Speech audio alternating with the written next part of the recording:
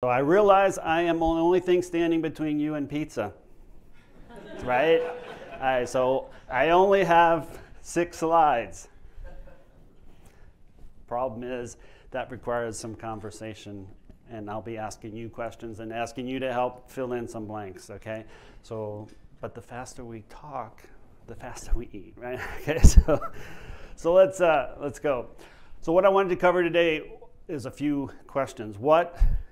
What do we want to prevent? We talk about prevention through design. What is it? What are we protecting? Who are the stakeholders? Who are we protecting? When do we apply it? And then how? And even most important, we'll finish up with why. So I'll give you a little bit, consistent with what Ed and Mark talked about already. I mean, the concepts are the same. I'll give you a little bit of perspective of how I've applied it at Shell, at BP.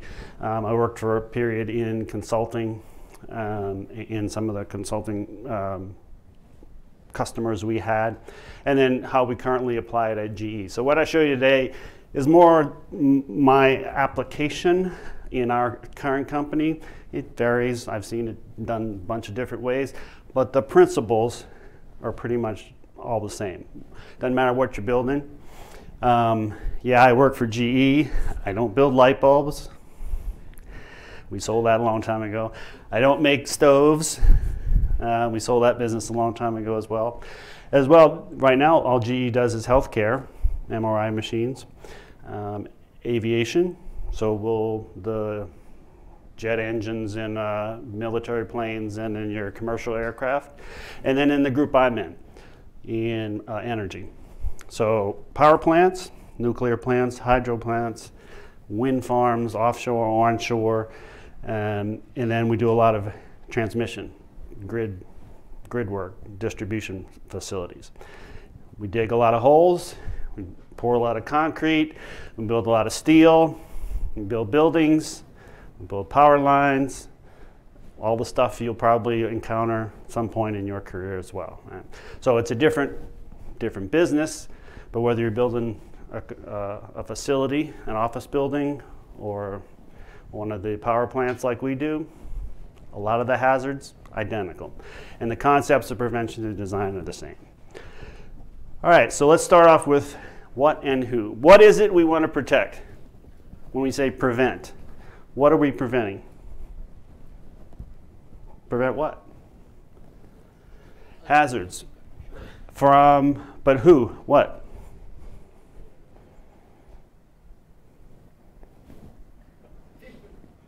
Come on, people, right? All right, start with people. That's one. There's 3 things. People and what else? What's that? Equipment. Okay. What else? Environment. People, environment, and I'll put equipment in with the plant, the facility, right? And one more thing in there that actually becomes really important when you're working.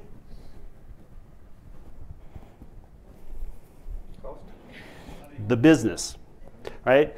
So you're not only protecting people, which we find most important, environment, also very important, plant, which indirectly protects the people and the environment, but you're also protecting the business, and there's a benefit to that. So let's talk a little bit too about who now. Who are the stakeholders in all that? Okay, us. Okay, that's one. Who else? The investors. Somebody's putting up money for your project. You're protecting them in some ways, financially. Who else? Who's at the so-called sharp end of the stick? Workers, right? What you do is protecting them. Who else? You're not the only ones that are exposed. Think of exposure. Who else is exposed?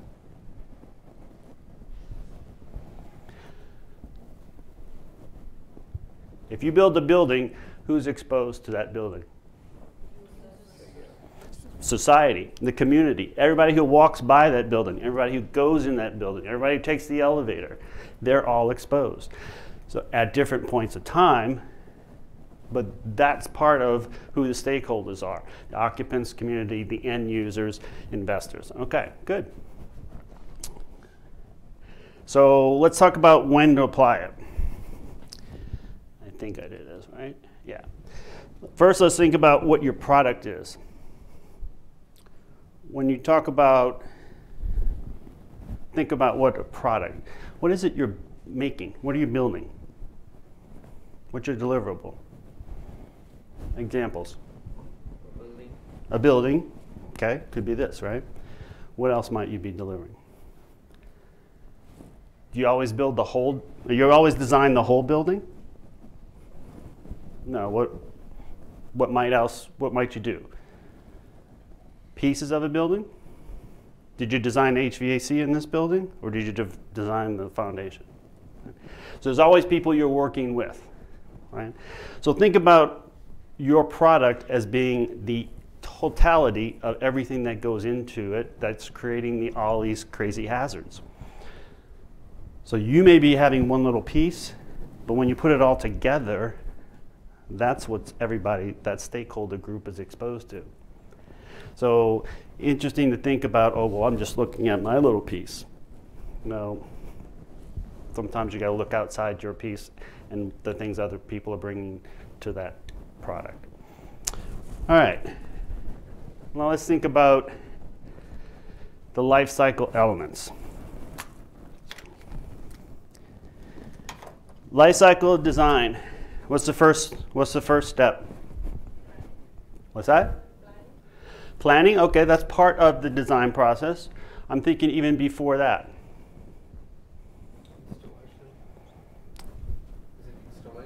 Installation. Think of even higher level. Let's draw it like this. What? Idea, basically, right? So you start off with a concept. Essentially, especially if you're in architecture, right, you have a conceptual design of what I want. And that could be anything. It could be a new technology. I'm building a new jet engine. I'm building a new house, a new building. Somebody starts with a concept, and that triggers the whole process to start. What's next? I got a concept. I have an idea. I know what I want to do. What do I do next? Yeah, design. Okay? So this is when I start fleshing out the details, and I tell you how I'm going to do it. What's next? Construction? Yep. All right, so I call it build. What after that? You built it. Now you operate it, use it. Okay, I'll say use.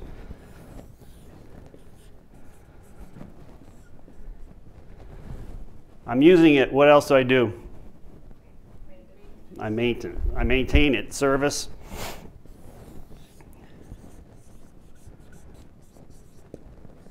And then what? What do you do after you use it and you service it? You do what with it? You what? Say again?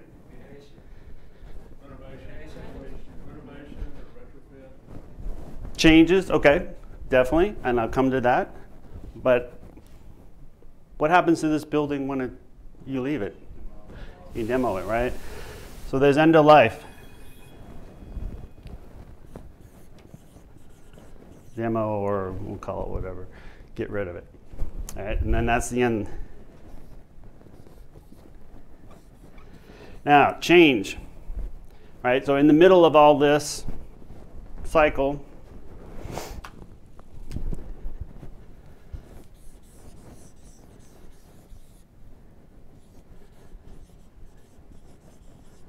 changes and learning. How do you feed that process? Where do you get the learning? And where does it go?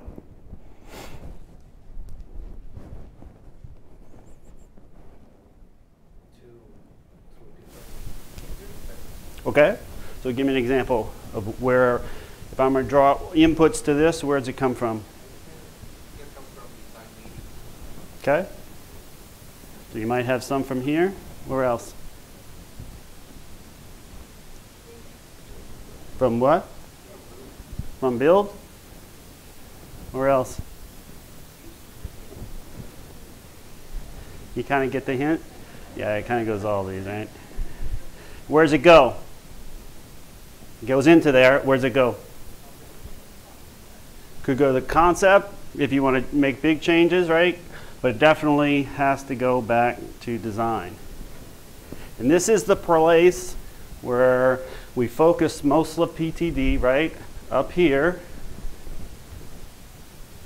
and here, which is right, prevention. But we don't always focus on the learning and the changes that happen in between. Right? If you're a designer and you stop working here, you have lost most of the potential advantage of preventing future events. Most of the organizations I've been in have a terrible habit of not learning from their disasters. And because we don't put this back into the system. So if you're a designer, do all your nice drawings, write your spec sheets. What do you do then? Hand it off? Give it this. What's up? Follow up. What's that look like in practice? What's follow up look like to you? You pass it to the different departments. You do. And here's where the communication is critically important, right? So we're going to go through this whole design process and we're feeding this. Typically, each one of those circles is a different group. You don't sit in all those groups. You don't know what they know. It'd be good if you talk to the service guys and learn from their experience when they had to fix the light bulb and change it. It would be good to know from a user perspective, the people who have to live in the building, what problems did they come up across? Did they have a problem servicing, maintaining the building? Maybe it's something they could tell you that you could redesign in the next building you made and solve problems for tens of thousands of people down the road. But oftentimes we just come siloed. We don't talk. We don't communicate.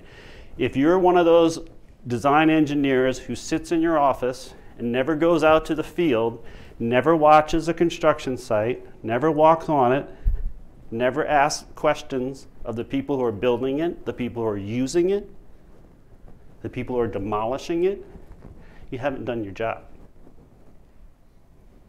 You have to be involved in that entire life cycle at some point. Now, I'm not saying you have to sit out on the construction site, but there has to be some give and take and learning that you get from that, so you can put it back in the front end of the cycle. Okay? And that's one of the bigger challenges. And we still do this at GE. We have a system for capturing all the changes, capturing every safety incident related to our design, and putting that back in. But even then, we don't get a lot of customer feedback. So there's probably things we just don't know about. So it behooves us to be very proactive and seek that information. Okay, good. All right, a little bit of context.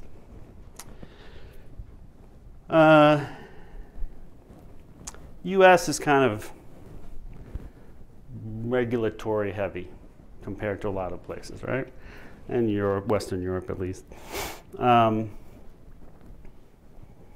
lot of what you do in terms of specifications, right? Based on the regulations. a standard or somebody has told you this is how it has to be designed, right? Or the materials of construction you have to use. Take asbestos. How many of you design asbestos into your, right? If you work in the US, if you work in Europe, yeah, there are regulations for that. It's not everywhere in the world. You know? A lot of places, Russia, China, India, a lot of the Asian countries still use asbestos all over the place. They don't have regulations. And it's not good, I'm not criticizing that, although it would be great if they did and they outlawed them, but reality is it's part of your choice as to what you spec. And to recognize that you may be building something in a country where the regulations differ from what you may be experienced in the US. You have to understand that context. What are the materials that local construction company would expect to use? Do you spec it for that? Is it available? Maybe it's not. But that's part of what your selection process. Part of your design includes the materials you use, not just how you build it, but what you use to build it, right? So all things recognizing the context and where you're building your project. Work environment. Do you consider earthquakes in some of your designs? How many of you consider rock falls, avalanche? Landslides, right?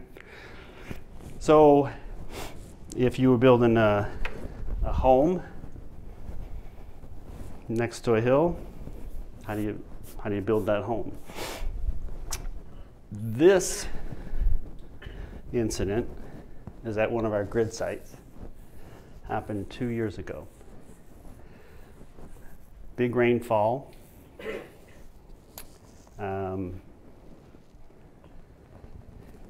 Nobody, they didn't check the hillside, and they went back to work. So 2 guys died because that boulder fell down 40 meters onto the construction site. Now, you'd say, well, I'd never expect to design for a boulder, but should you have? You design for earthquakes. Think about the hierarchy controls. How would we have prevented that? How would we have eliminated that risk, that hazard? Like considering the topography of the place, what could happen at the place? And what could you do?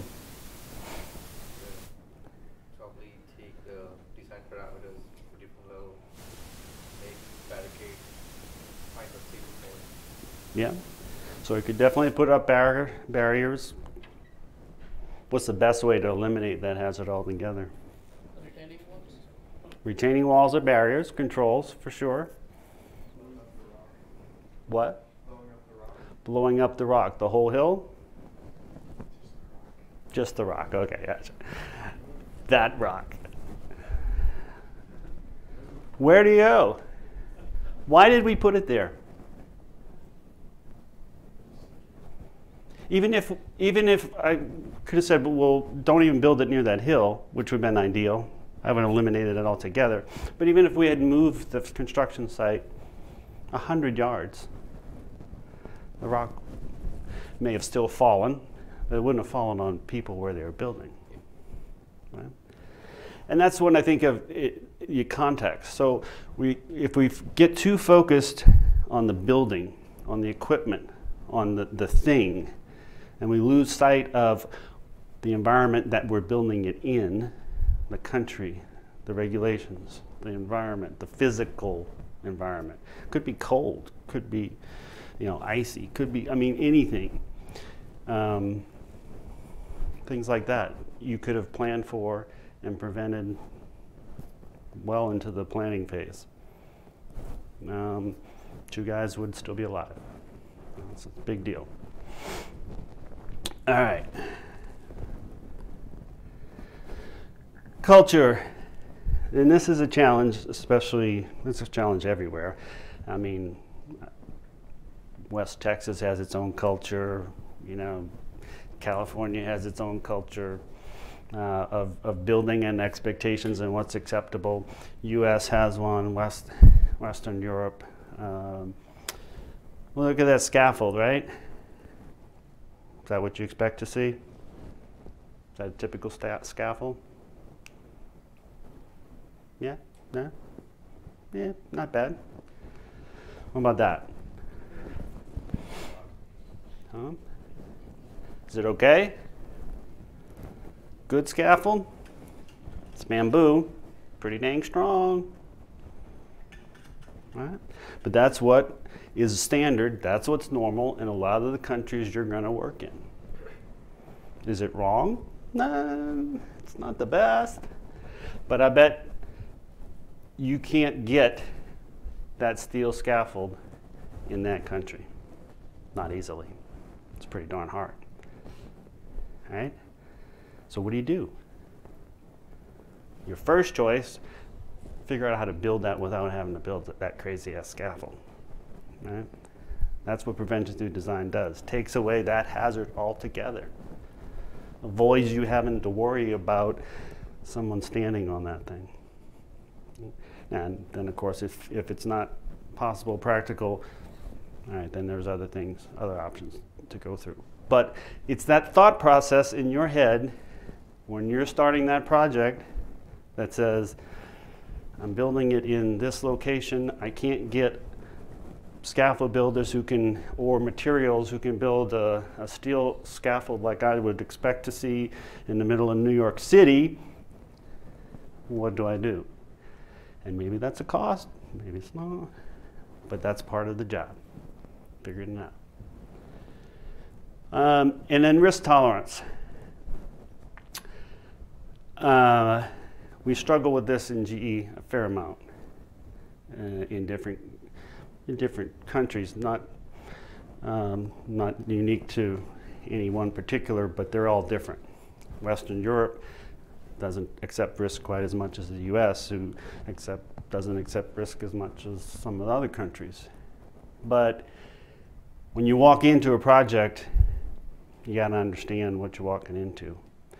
I've had site leaders, project leaders, tell me it doesn't really matter how many people get hurt because we have hundreds more looking for that job. In the culture, the workers accept that, right? Now, so you walk in and there are people who are not worried about getting hurt. There are people who are not worried about dying on the job because they're working to protect their family and provide and survive in many cases. You can prevent that. Doesn't matter what they think. If you don't build the hazards into your project, you're not going to change everyone's individual value or culture necessarily, but if you do a good job at avoiding all and removing all those hazards, you don't have to worry. You've saved hundreds of lives. And that's one of the challenges. Even in a very, I'd say, risk-averse site, very safe site, you also have individuals who are just, they're willing to accept more risk than others. Ideally, those people don't come to work, or we ask them not to return to work, but you can't predict who's there. So always think about that. Get rid of it beforehand, and it doesn't matter who shows up on that particular day. All right. So we talked about the cycle. We talked about the stakeholders. The key is assessing across that whole life cycle, considering all the risks and balancing those. And we talked about balancing those against essentially cost. I put that bar in the middle as compliance. It's kind of an assumption. Don't ever expect compliance to save you. It will not. Compliance is a minimum. It's an expectation. Everybody expects you to do it. We don't, any good company will not accept anything but compliance. But it only gets you so far. And it's pretty easy to comply, honestly, with a lot of the rules.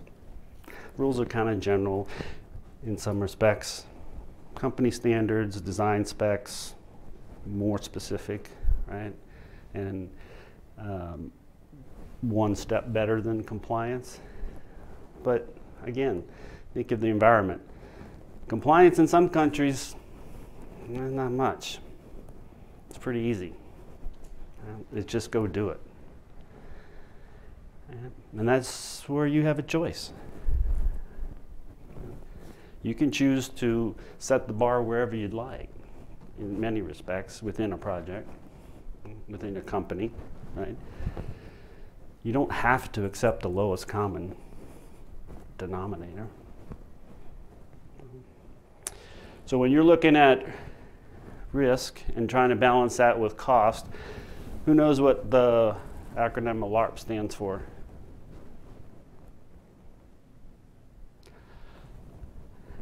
Come on. Arizona State has not taught you what a LARP means.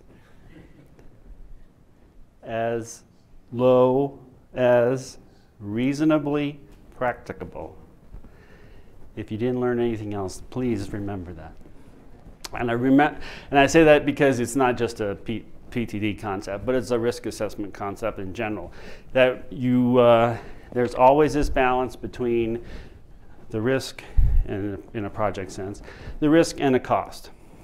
And you notice that pivot point is a little bit on closer to one side or the other. And you can argue whether it's, it's on the middle or the left or the right. But the sense is you really want to get a balance. And that's kind of what I think of a LARP, as balancing the risk with the cost. Because you can increase or lower the cost on this side, but it may increase the risk quite a bit. Or vice versa. If you want to get the risk really low, you may have to spend a heck of a lot of money to do it. And realistically speaking, I don't know that I've ever seen a full-scale project that has zero risk, right? Probably not going to happen. So it's always this balance. And that's what a LARP does. How much am I willing to spend for the benefit I get in reducing the risk? And sometimes you don't have to spend a lot to get a lot of risk reduction. I mean, Ed and Mark gave you some examples of how that can happen. But it's this balance that you're managing. All right? Now, you don't always have the decision of how much to spend, right? But at the same time, if you're innovative, forward thinking, if you take advantage of that learning and integrate that into your whole thought process, you can come up with some pretty good ideas without spending a lot of money. And in the long run, you'll actually save a lot on a life cycle basis. Yeah, the other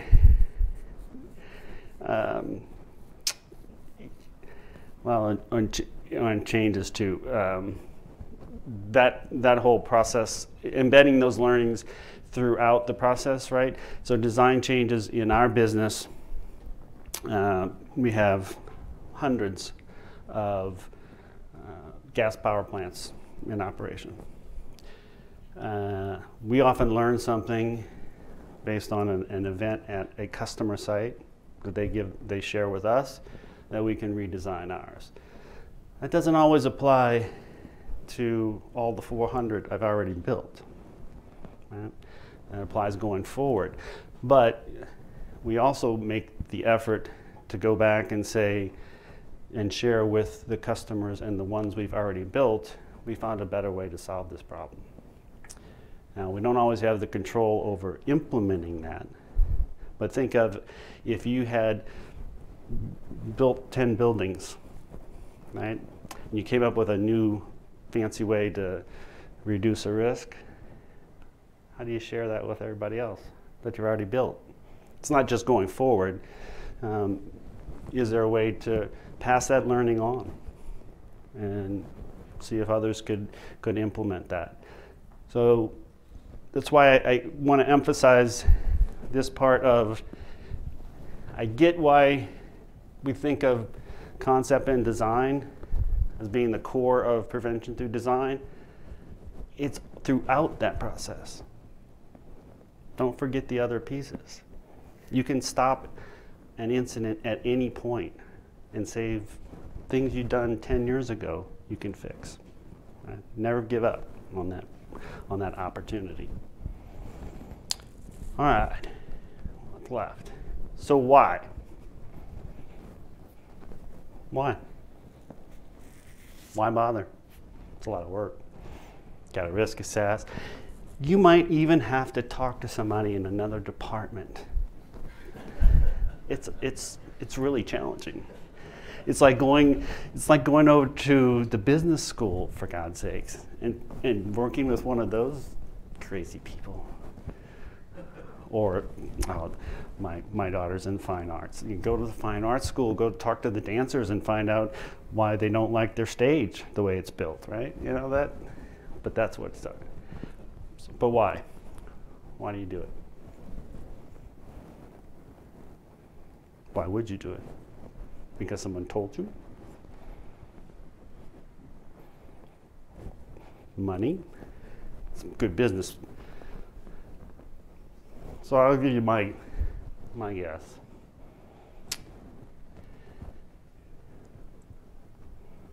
All right? If you don't care about people, planet, or your business, your company, the people you work for, don't bother.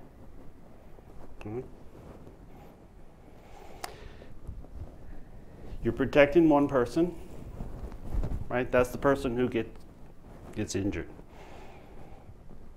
They have family. They have friends. And as a person who, just yesterday, we had a fatality in one of our customer sites, right? Coworkers don't forget it, right, Mark? We don't forget the last time one of our friends died. You know? That's everybody who walks next to the building you built, lives close to the plant you created, uses one of the tools or cranes, or is next to one of your construction sites. People, just innocent bystanders, happen to be in the wrong place at the wrong time. They're affected by your decision too. And as Ed mentioned, how long is this building here? 40, 50, 60, I don't know how many years they're going to be here. How many people walk through this building? That's just one building, right? It's important, not just to us, but to people you don't even know, people you won't ever meet. And that's your responsibility. You can make or break somebody's life. A lot of responsibility. I understand. I've been there. But, and at the same time, I recognize we're all human. We're going to make mistakes. We're not going to know everything.